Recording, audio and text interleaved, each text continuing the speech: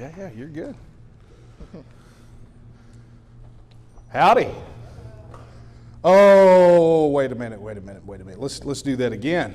Howdy. Howdy. All right. Hey, I am so glad to be here with you guys tonight, and I want to thank you so much for coming out. But before we even get started, I want to ask everyone a question. Who here is ready for TEXIT? Wait a minute. There you go. Okay, see, that's the level of enthusiasm, right? So let me ask again, so we can set the tone for the remainder of our time together. Who here is ready for TEXIT? That's the level of enthusiasm and passion and excitement that we're going to need here tonight. Because what we're talking about tonight is nothing less than the fulfillment of a decades-long dream for many Texans. And more than that, it is an opportunity for people like us who held on to a dream for so long to see that dream fulfilled. That dream being one of living in a free, independent, prosperous, self-governing, independent nation. Now, I will say this. It's been a hot minute since I have been to Amarillo. Speaking of hot, anyone else a little hot? I picked today of all days to wear a coat. What is wrong with me? I sat in enough Baptist churches. I know that the coat comes off about after the midway point. But I appreciate that. Well, I will say it's been a hot minute since I've been in Amarillo. The last time that we were here for a major event, and I've been a couple of other times, but the last time I was here on a major campaign was 2015, where we did a 23-city tour in about 6 weeks to talk about a campaign to put TEXIT on the ballot. And guess what? We're here again. And not only are we here again, but we are now in the Panhandle where we have very solid and strong district and local leadership that are going to lead us to victory. Now, I'm going to tonight lay out for you the case for Texas independence. I'm going to explain how we're going to get there, and then I'm going to give you some concrete things that you can do when you leave here to help make that happen. Does that sound all right with everyone? Yeah. Perfect. Well, I could say this. A little personal note, if you guys don't mind. I started out on this swing for the campaign a little bit toward the tail end of last week. I had to go up to Dallas. My daughter was in Dallas for brain surgery.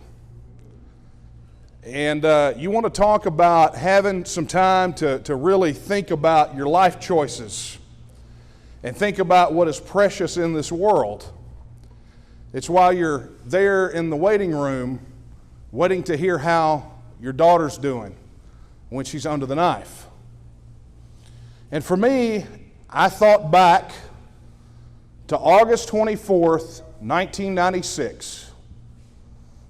You see, that was the day that I made my decision to work for Texas independence until it was done, or until the gravedigger was patting me in the face with a shovel. And in 1996, my daughter did not even exist. I had absolutely 0 children. None. But I knew what was important, and I knew the kind of future that I wanted to leave for any children if I wound up having any. Well, I had children. And it was, the pursuit of Texas independence in those days was really, really tough in their young lives. They sacrificed a lot of dad time while he was out fighting a battle that seemed sometimes like he was tilting at windmills. But they never complained. They never grumbled, because they knew what was happening was about writing the future. And so this week, that morning, as I waited in that waiting room, I reflected an awful lot on not only the sacrifices that they made and the sacrifices that as a father I have made, but I reflected on what it is that we're really doing here. Because you see, I knew when her surgery was over and all of that progressed, and everything, by the way, went phenomenally. Praise God. But I knew on the other end of that, I was going to have to get my act together and come here and visit with you folks and some other folks in the Panhandle and the folks out in West Texas and a bunch of other folks on the way back to my home in Southeast Texas. And I thought long and hard about what that moment meant and what it was telling me to say to everyone. And I understood. Not that I didn't understand before, but I understood in that moment. Something became as clear as a bell that might have been on the periphery, may have just occasionally risen to consciousness, but something that I knew that I had to tell you folks while I was with you tonight. And here it is. We can talk about all the reasons that we want Texas to be independent. We can talk about all the reasons why we think the federal government is irreparably broken. We can talk about how we don't want our rights trampled by 2.5 billion unelected bureaucrats. We could talk about how our businesses crumble and suffer under the weight of 180,000 pages of federal laws, rules, and regulations. We could talk about all that money they steal from us in our $103 to $160 billion annual overpayment. We could talk about how horrible, what a mess the federal government has made of our southern border with Mexico. How the cartels have de facto control over the criminal enterprises south of I-10. And we could talk about how the federal government allows that to happen. We could talk about how they are up there right now conspiring to trample our rights, to take them away, to deny us the freedom of speech and the right of due process and the right to keep and bear arms. And I'm going to tell you what, all of those things paled in comparison to the number one reason that Texas should be free and independent. And here it is. Texas should be free and independent so we can write the future for people like my daughter and this young man right over here and the future generations, so that they can have an opportunity to punch their own ticket and call their own shots. Because here's what we know. The price for doing nothing is far too high. And for people like me, and some of you out there that are probably closer to your last sandwich than your first, that is an odd way to put it, isn't it? I get that look sometimes. But for folks like us, it's irresponsible for us to kick the can down the road. It's irresponsible for us to not do everything in our power to see that we and our generation, future generations, can write their own future. That's what Texas independence is about. That is the number one reason that we want Texas independence. Sure, all of those other things matter, but in the context, in the long span of history, those grievances will come and go. But the ability to punch our own ticket, to write our own destiny, to allow future generations of Texans to call the shots, that all rests at this very moment in our history and nowhere else. You see, we are being called on to uphold a legacy that stretches all the way back to the Alamo, and to San Jacinto, where people in those generations paid with their blood to give us a free, independent, self-governing nation state built around a very simple principle that rights come from God and not from government.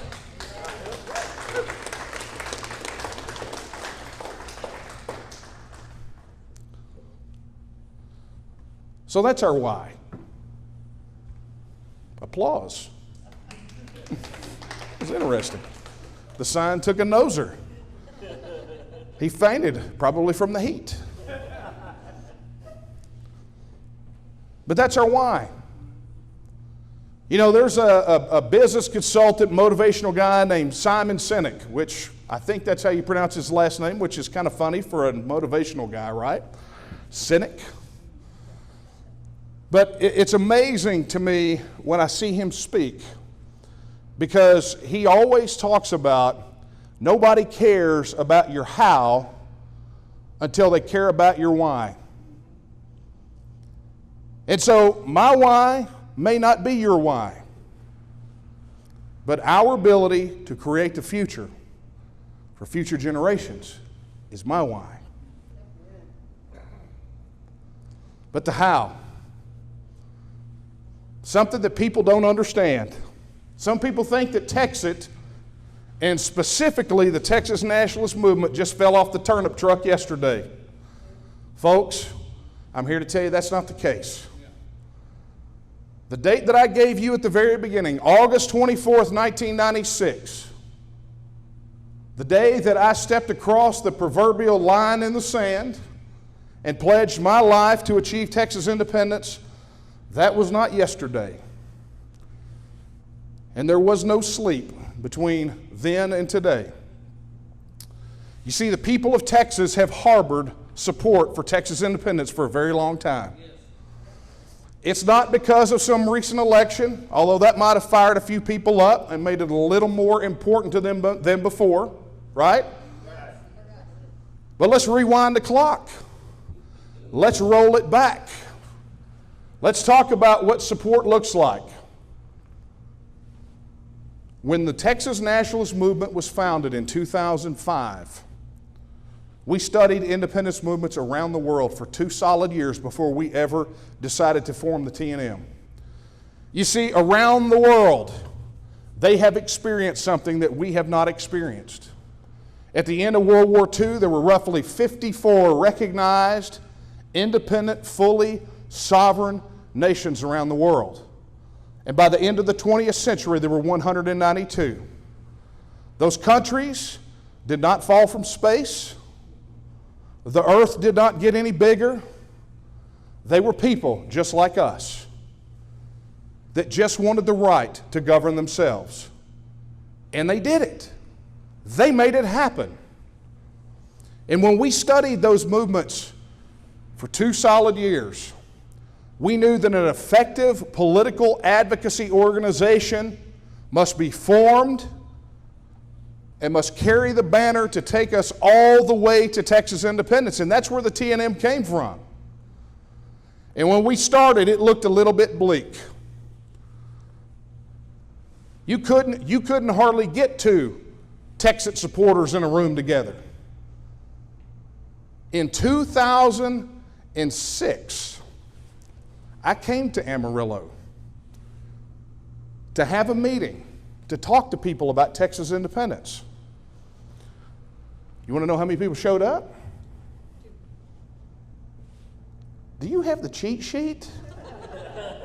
Have you heard this before? That was amazing. She said 2. She nailed it. Now the question is, was I one of those 2? I was not, but thank you. 2 people. 2. Everyone else who said they were going to be there didn't show. Do you know why? Fear. They were afraid. But you know what dissolves fear? Facts. Truth. And man, oh man, in those intervening years, from then to 2009, we set about building capacity, not looking to go flip a bunch of people and try to convince them. We were looking for the convinced. Very similar position to where we're at right now.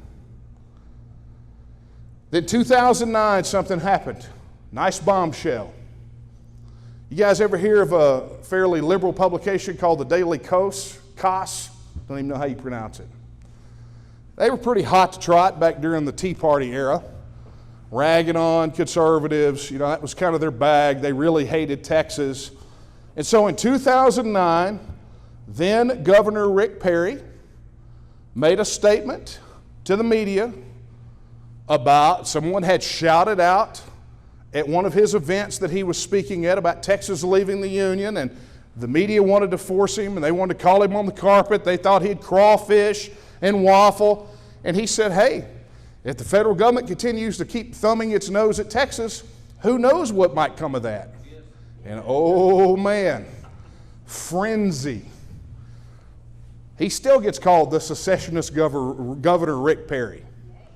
Or alternatively, Governor Goodhair, because he has great hair, but more than me. But Governor Perry set off something that he didn't quite understand, and probably to this day still doesn't. Because the Daily Kos, I'm going to get back to them, right? They decided, okay, well, let's poll Texans. Let's find out what Texans really think about this. Let's embarrass good old Governor Goodhair just one time.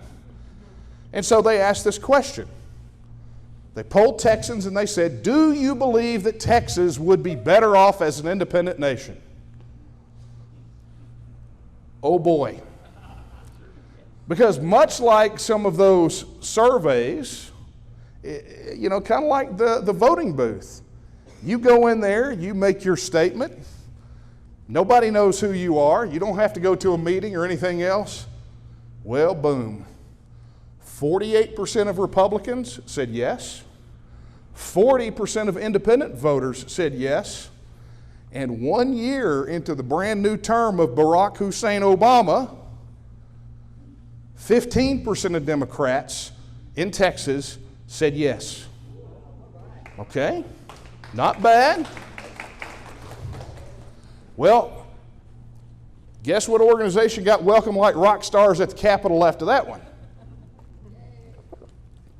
They were wanting our shirts, our hats, they wanted anything we could bring them, these legislators. We'll get to them here in a minute. But you see, they would have you think that it's sort of a knee-jerk reaction. That independence is just something that Texans want only when we don't get what we want out of D.C. So what happened? 2014 rolls around. The media decides, hey, wait a minute. Scotland is having a referendum on their independence. Let's look in the file. Don't we have something about Texas in here? Oh yeah, the TNM. Okay, let's survey the issue again. Let's survey the independence issue. Maybe we can embarrass these guys. So they commission a poll from Reuters. Reuters does the poll, but they change the question. Instead of asking, do you think you'd be better off as an independent nation, they think, we're going to go hard with this one. Do you think your state should leave the Union and become an independent nation? That was the question. They're thinking, okay, we'll make this question so hard that, you know, only the radicals over here will say yes. Well, funny thing happens when you ask Texans what's on their minds. Yeah. They kind of have a tendency to tell you what's on their mind, right? Republicans, 54%. Independent voters, 50%. Democrats, 2 years into Obama's second term, 35%. So, you know, if we're talking about where TEXIT support has been, it's been here all along. Some people are still undecided, and that's fine. But we know right now, we put TEXIT to a vote, we get a Brexit-style referendum right here in Texas, and we let the people of Texas go into the polls and vote, we know that Texas is going to win. And it's not going to win by a little, it's going to win by a lot.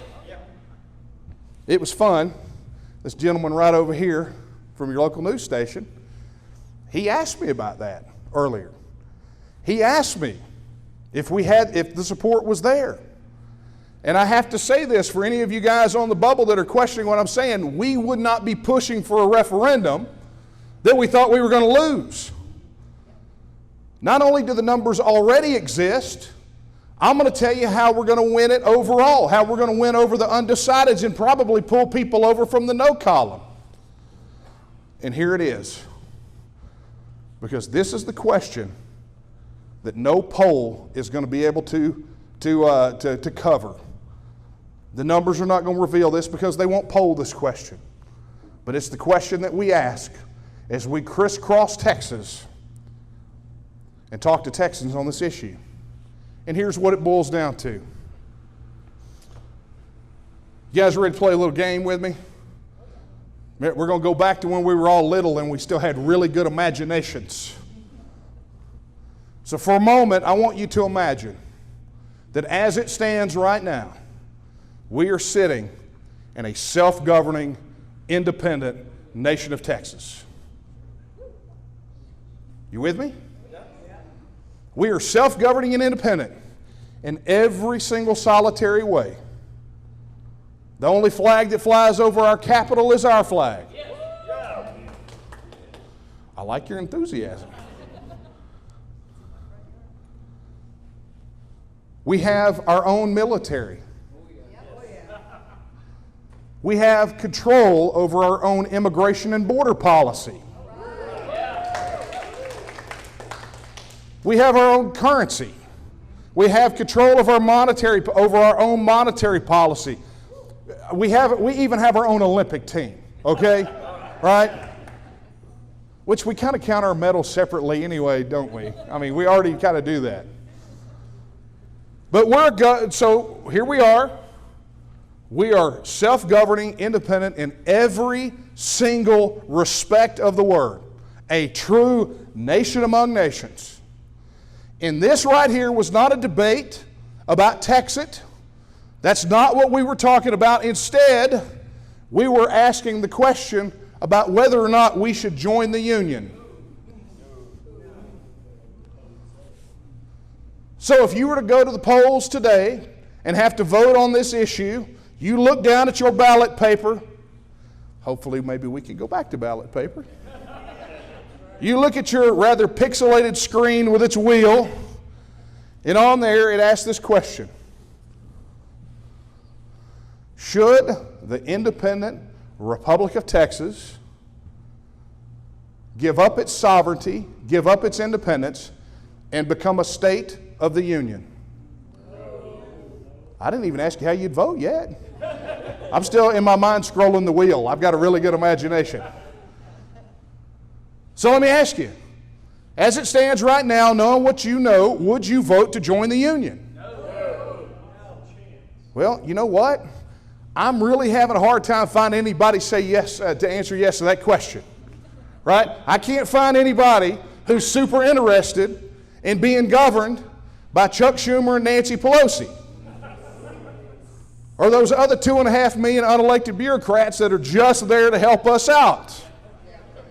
Or anyone who's interested in Texans going to the polls and voting and having it overturned by some unaccountable, unelected federal judge. I can't find it. Now, I'm sure they exist. I'm sure there's people out there that just love that. They love it when somebody else makes their decisions for them. Right? They love it that the government comes and steals our money and gives it to them. I'm sure they love that. But you know what? The vast majority of Texans do not. Amen. They don't. Sure, we got Texans here that want to go out and say they want to take our guns. Looking at you, Beto. But you know what? That's not us. That's not Texas. And so if you wouldn't vote to join, why would you ever vote to stay? And if it is so onerous that we wouldn't vote to join, then why in the world wouldn't you work as hard as you possibly can to get us free, self-governing, independent? Give us the ability to write that destiny, to let our future generations dictate their destiny. You see, that's why we do what we do. That's why we work so hard at it. And that's one of the reasons that we're here with you tonight. It's one of the reasons that we're visiting with you, because we need your help to make it happen. Because I told you, I'm not going to just explain why, but I'm going to explain how. And look, we could talk about the mechanics of these things, right? There's post-Texit policy that we could talk about. What's going to happen to Social Security? What about veterans' benefits? Here's good news for you. All those answers are already here. They're already here. Put them in a book. You don't want to buy the book, because I'm not here to sell my book. I make not a dime off of that book. But if you don't want it, you want to go digital, right? You're one of the people who loves that little scrolly wheel on the electronic ballot. It's all for free right on our website. Go to texitnow.org. You get all those questions answered, every single one, in the most excruciating of detail. Because here's what we know. Leaving, withdrawing from the United States and becoming a self-governing independent nation is going to be good for every single one of us. Yes. Every single one of us. You see, in Texas, we don't leave people behind. You know, it was amazing to me, and I'll talk about this here in a moment, but one of the biggest slurs that the opposition loves to throw at us, I think I made him mad because I mentioned him. I think they're supposed to be invisible. It's the news guy left. It's fine. He was super nice, by the way, so I'm not sure what channel he's with, but that's good. So anyway, here's the thing. The opposition loves to slur this movement. They love to slur Texit.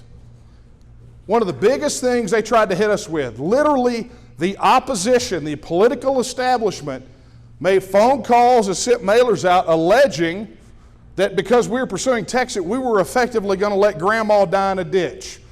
She's going to lose her Social Security. It's like, guys, you obviously don't know how this works. Or maybe they do, and maybe they're just lying. I'm just saying. Just saying. Those guys, but you know, here's the thing. It fell on deaf ears. Because just about all those people they tried to hit know someone who decided to expatriate. They moved to, Guanajuato or someplace, and they still get their Social Security payments. So they knew it was a lie. They got nothing. They've got nothing. They have no opposition. They have no case. But all of those answers are available, and we can talk about it during the Q&A if you want to. But I think that's a little bit premature, because the first thing we got to do is get to step one. And step one is we got to get this to a vote of the people of Texas. You see, Article 1, Section 2 of the Texas Constitution has very plain language. Very plain. To me, one of the most beautiful expressions of the right of self-determination in any governing document that I have ever seen. And here's what it says. All political power is inherent in the people. Notice it didn't say all political power is inherent in the politicians or the paperwork or the pollsters or the pundits or the propaganda media. All political power is inherent in who? People. Oh, come on now. That didn't sound very powerful. I am demanding a do-over. All political power is inherent in who? The people. The people. And who are we? The people. We're the people. So ultimately the question of TEXIT resides with who? The people. That's us. I feel powerful already.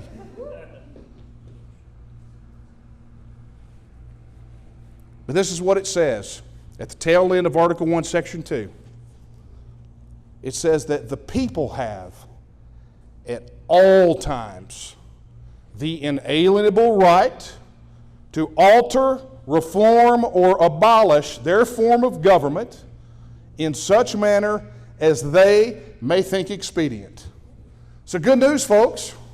TEXIT is a constitutionally protected right.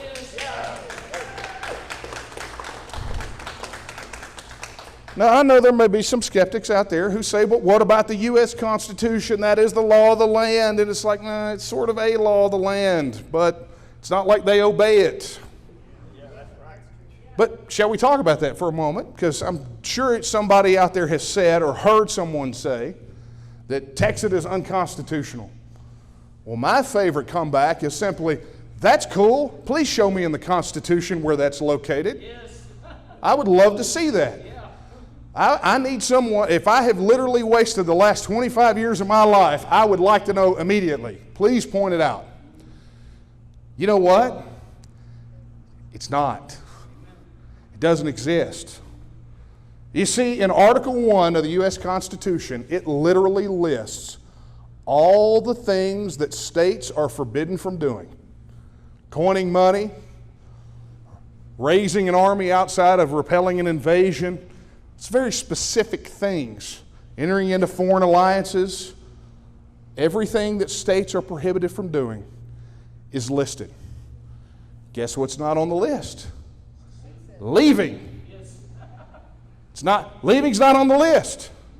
Well, they say, well, because the Constitution doesn't say, because it doesn't say it, then that doesn't mean you can do it. It's like, oh, wait a minute. Let me lay out my next card. The 10th Amendment to the United States Constitution says that any powers not given to the federal government or prohibited to the states is reserved to the states and the people. Yes. Wait, I think I heard that word again. Who are we? Oh, that's us. Yes. That's right. We're the people.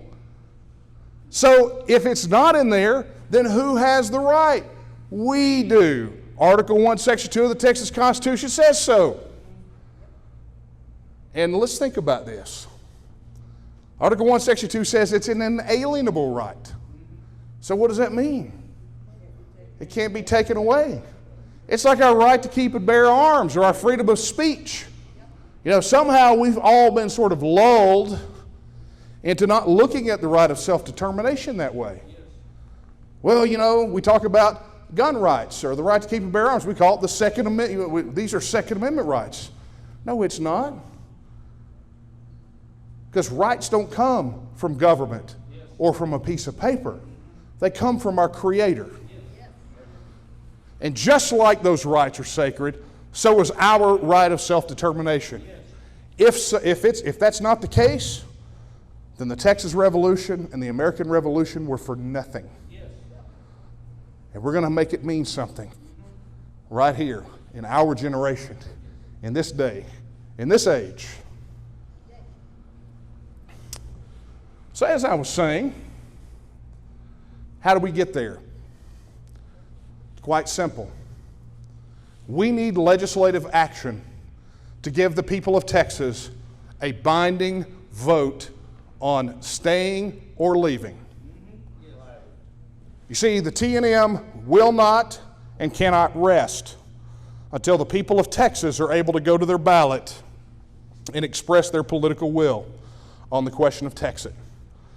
Our job is not over until you are able to go to a general election ballot and look down on that piece of paper and answer this question. Should the state of Texas reassert its status as an independent nation? Because that, my friends, is the question of our day. Not only are our fellow countrymen here in Texas looking to us, but people in the other states are looking for us to lead the way. We know because we hear from them every single solitary day. The eyes of the world are upon us. Let me tell you, the hope around the world for freedom, for liberty, and independence rests in the decisions that we make right here, right now. Well, we hit a milestone this year. State Representative Kyle Biederman filed legislation, House Bill 1359, which would have begun the process. It would have placed a question on the ballot in November that would have asked Texans their sentiment on this issue. It would have, if in the affirmative, formed a committee that would begin to look at everything that was going to be necessary for Texas to step out on its own, to kick off the process. And I'm going to tell you what, not only was Kyle a hero in my eyes, but so were all those other people that signed onto it with him. State Representative James White, Brian Slayton, Jeff Kaysen, Phil Stevenson, Steve Toth, all signed on. Now, I want you to think about this. With everything that the political establishment has said to disparage the thing that we support, if it was as fringe, as extreme, as radical as they say it is, Biederman shouldn't have been able to get anybody to sign on to that thing. But let me tell you something. Those guys enthusiastically went down to that clerk's office and put their name on that piece of paper, knowing that all hell would break loose from the political establishment, from the leadership in the House, from the governor's office, and from the lieutenant governor's office. And you know what? They didn't care, because they knew it was the right thing to do, to put this question in the hands of the people of Texas. So the legislature, the political establishment stonewalled. They dug their heels in. They did everything they could to derail this process, including not even giving it a committee hearing. Now, they listened to legislation about State Representative Andy Murr's mustache and whether it should be the official mustache of the Texas House of Representatives. They did that. I mean, they literally had committee hearings on whether to call San Marcos the mermaid capital of Texas. But a bill that would have put this question to the people of Texas could not even get its day in committee. And I'm going to tell you why. You want to know?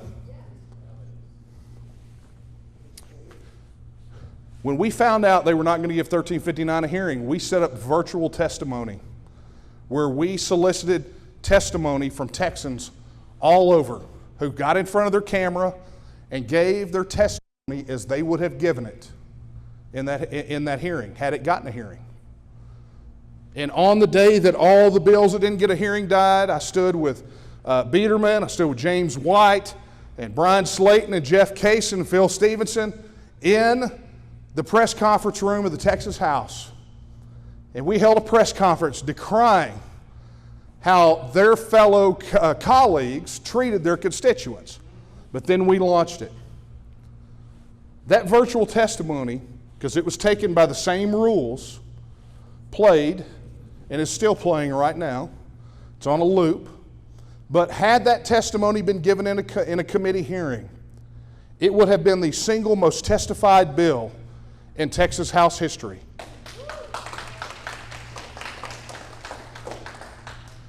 But that's not why they condemned it, why they just shut it down. Because what came out of that testimony was proof positive of what we have known all along, is that TEXIT is not, as the media portrays it, some old white man's movement, of which apparently I'm one of those.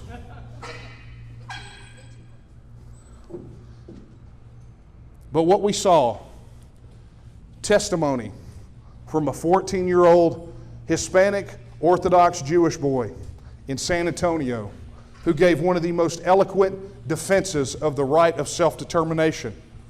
A high school sophomore who absolutely destroyed any arguments about the unconstitutionality of TEXIT. Representatives from every armed services branch and every major and minor conflict that the United States has had since World War II. We saw blue collar, we saw white collar, we saw doctors, nurses, teachers, self-employed, fast food workers, mothers, fathers, sons, daughters. Every ethnicity in Texas represented, every age represented. But more than that, what was truly represented was Texas. And to a person, every single one of them, they wanted TEXIT. But more than that, they just wanted to be heard. And they wanted to be heard not in some ridiculous committee meeting, but they wanted to be heard at the ballot box. They wanted a vote on TEXIT. And you know, even after that, and we know they watched it, we know all those people that denied Texans their day on 1359, we know that they watched the virtual testimony. And they still did nothing, said nothing. Governor Abbott called a special session. Was 1359 on that special session call? Nope. So you see, the opposition has spoken because they think that we're too stupid to make the decision for ourselves. They think they know what's best. And let me tell you folks something, that seems like an attitude that I would expect from Washington, D.C. That's coming right out of our capital in Austin.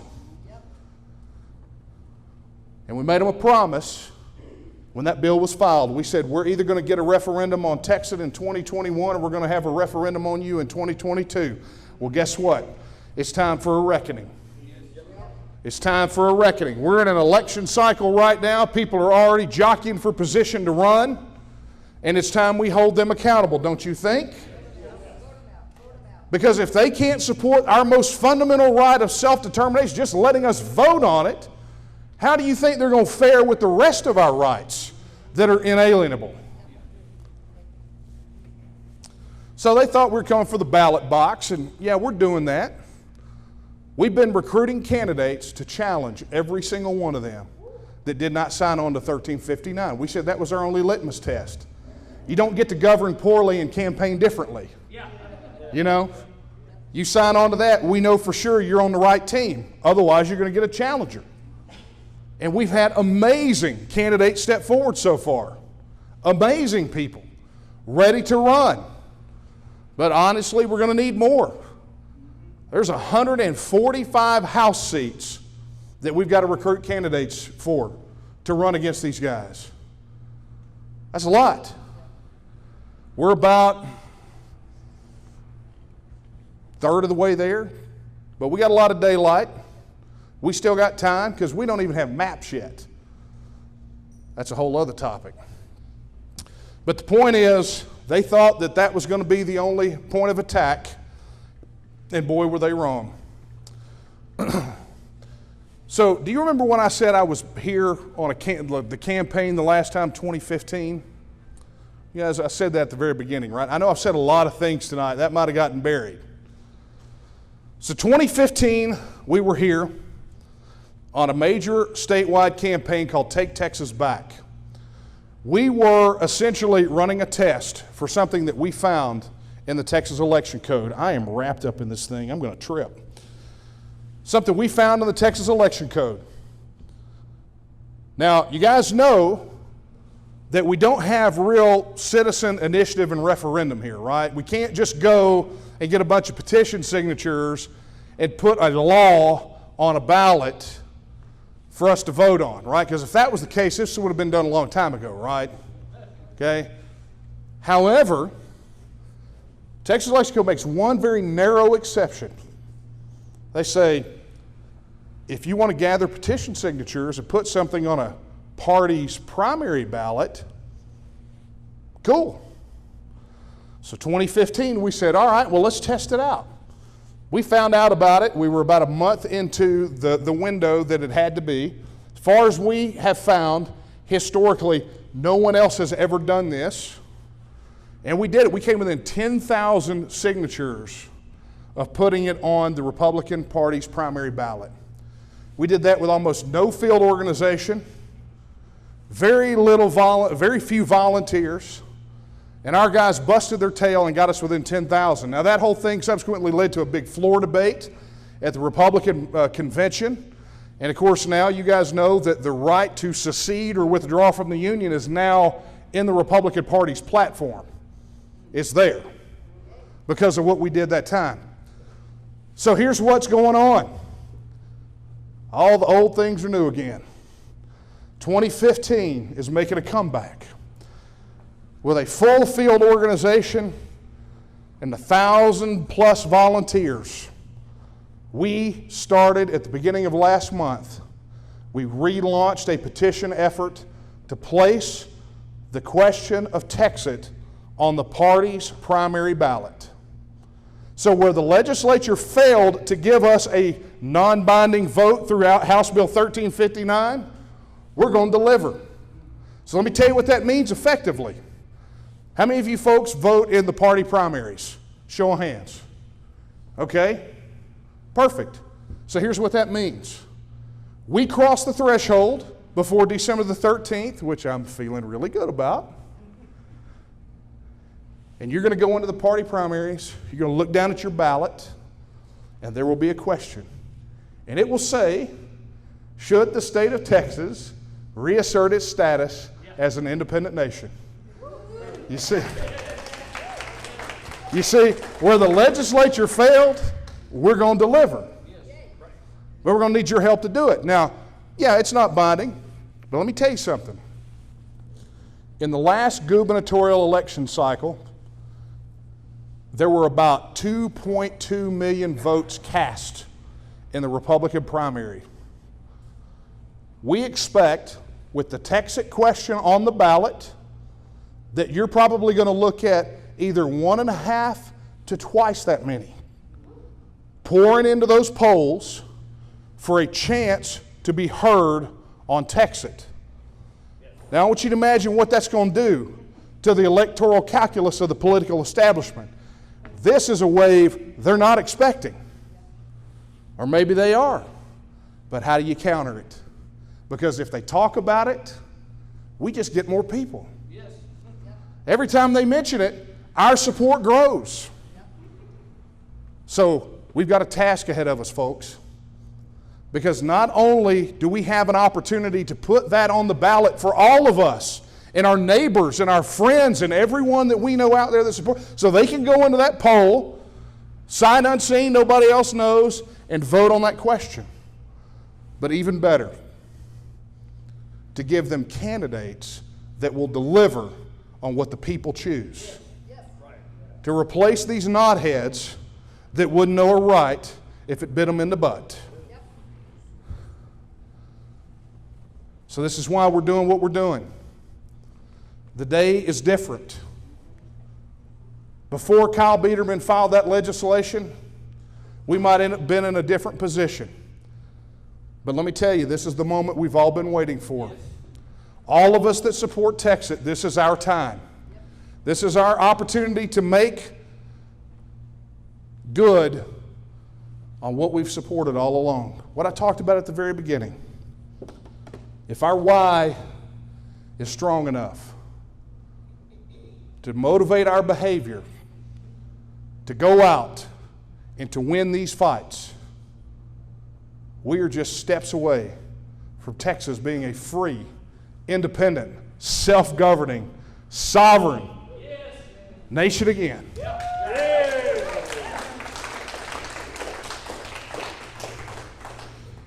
So here's what we're going to need you to do. And I'm going to give you your action steps, because I told you I was going to give you some things you could do when you leave here. Well, guess what? I'm going to give you some things you can do before you leave here. Number one, if you were here for the first time, just now learning about the Texas Nationalist Movement, and you support our mission to secure and protect the political, cultural, and economic independence of Texas, we want you in our numbers. We want you to either declare your support at a minimum for what we do or become a member. and shoulder up next to us. You know, let's be honest. Sam Houston did not win San Jacinto with an army full of cheerleaders. It took soldiers, right? You know, football games are not won from the stands. They're won from the people that put on the jersey and hit each other, run the ball. Those are the people.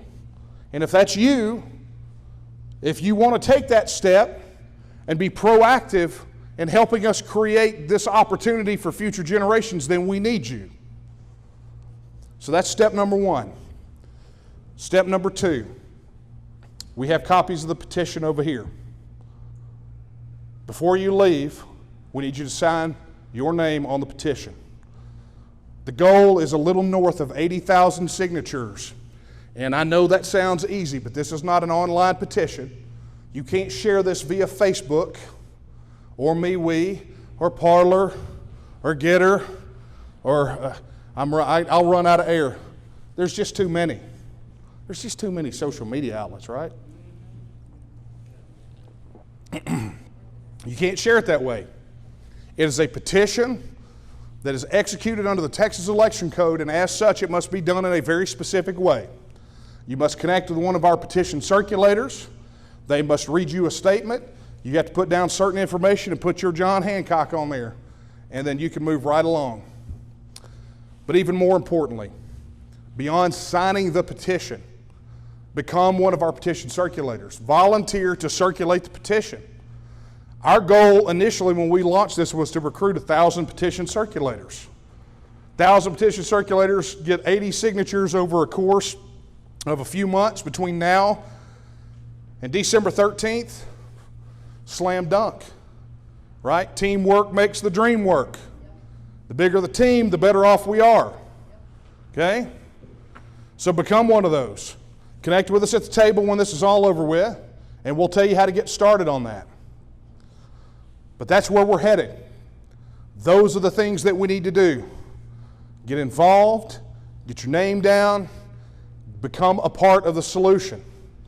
And then ultimately, there's so many other things.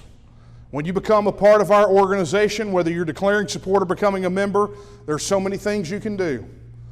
You can help us bolster the local leadership in Amarillo, where our people need to get together more often. You can give help to our district director, Josh. Needs all the help he can get. This district is massive, and he needs all the help he can get. Or volunteer with us, or make a donation, throw $5 in the jar. But everyone can do something. And if you are today, like I was on Thursday, looking at my girl and realizing that maybe I wouldn't have her in a few hours. Maybe you're at that moment right now. Maybe this is your line in the sand moment. You know, one of my favorite stories from the Alamo is a story about the 12th day. You guys know the line in the sand story, right? Travis, knowing that all hope is lost, commits himself to staying and fighting the Mexican army by himself if necessary. But what he did was he brought all the men in the courtyard and he said, here's the situation. There's no hope of reinforcements. None. Might be able to sneak out over the walls, but me, I'm going to stay here and I'm going to do what I know I'm supposed to do. And with that, he pulled out his sword. He drew a long line in the sand across the entire courtyard. And he said, anyone who will stay here and do their duty, join me on this side of the line. Well, if you were perhaps on the bubble about TEXIT or about your involvement, I hope today is your line in the sand moment. Today is your moment of decision. Today is the day you decide to either write the future or let it be written for you. It is the day that you decide that Texas should be a free, independent, self-governing nation and that you should help make it happen, or you acquiesce to taking a back seat and letting others do the hard work for you. Whichever way you decide, that's your choice.